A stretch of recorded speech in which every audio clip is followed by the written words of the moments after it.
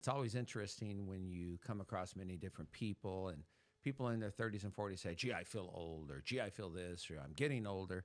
Age to me is a state of mind. I'm 62 years old. I'm gifted with a lot of mental health issues physically. I look the way I look. I take care of myself. I don't feel old. I don't have those moments where you get up and your back is hurting. I don't have those moments where I have a memory lapse. A lot of it is due to taking care of yourself. When it comes to food, it comes to exercise, it comes to relationships, it comes to separating yourself from everything else so that other things don't affect you negatively. So we have some questions that people sent in, and Mark, my producer, is here today. Mark? Yes, so we put out the ask for questions on aging and mental health, and we have 20 questions. So I got those here for you, and let's see what people ask, and let's see if I have any idea what the hell I'm talking about. Yeah, you've never seen these, so these are right off the top. That's true.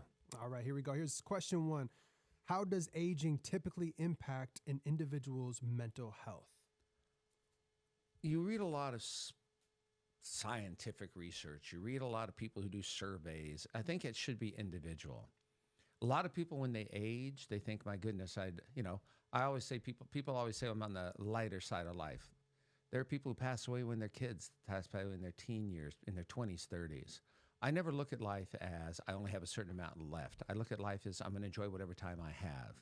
I think when you start thinking about, my God, I can't do these things, or I'm too old to go traveling, I'm too old to get into a relationship, I'm too old to change, that frame of mind affects you mentally, also affects your health.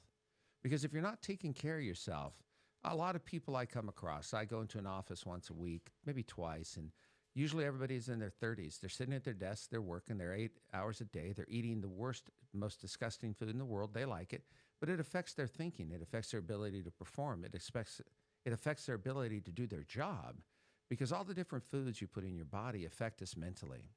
And if you're not aware of that, when you get older, your body's going to get used to it. Your body's not going to really know what the hell's going on if you've never tried to treat it good. So many people, when they get older, want to lose weight. Nothing wrong with that.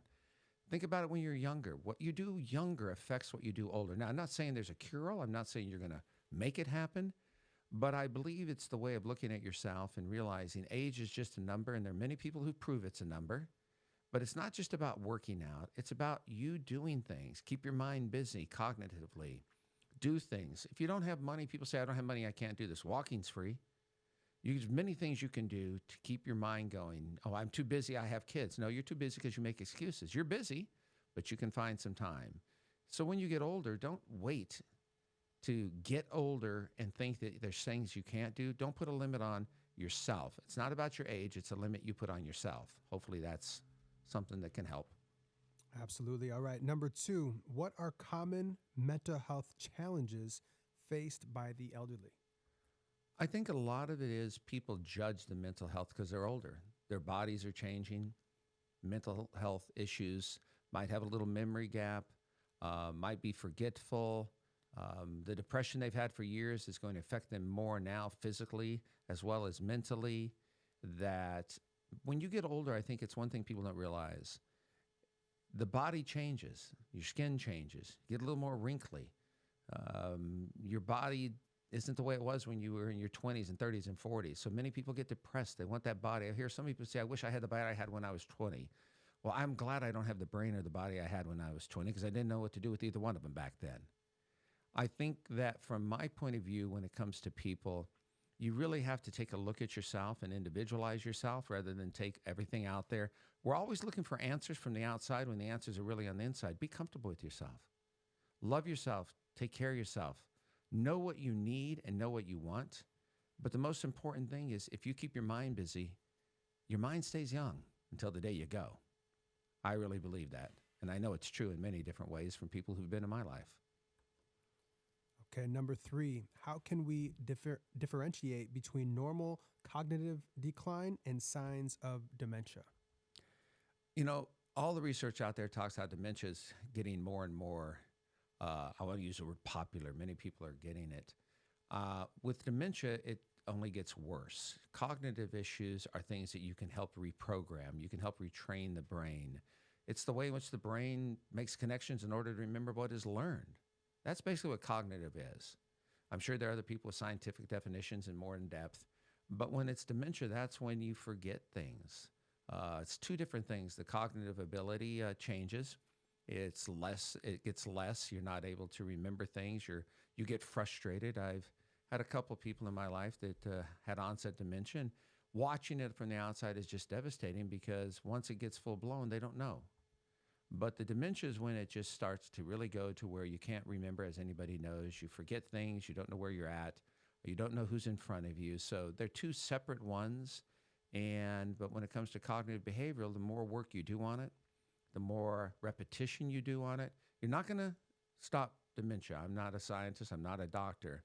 But the more you keep your brain active, the better chance you have of basically having an opportunity to live a really good life. Dementia comes from more medical, and a lot of it has to do with the brain, which I have no clue because I'm no damn doctor, and I've never played one. Not even on TV. No. Maybe in a fantasy, but not on TV. All right, number 4, what strategies can older adults use to maintain their mental health? Interact with other people. Play games. My mother, before she passed away, was in a facility. They played bingo. They had artwork. They got together and did group conversations. Keep your mind active. When you isolate, you isolate. When you spend time by yourself, you're by yourself. Work with people who are going to keep you moving forward when engaging. That's the beautiful thing. Don't just sit and watch numbing TV. Don't just sit and do the crossword. Crossword's good, but interacting with other people, doing games, doing things that can keep you going, talking to other people, sharing stories. The more interaction you have with other people, the better chances you have to help yourself with your memory, but also feel good about yourself. Because if you feel good about yourself, that's a beautiful thing.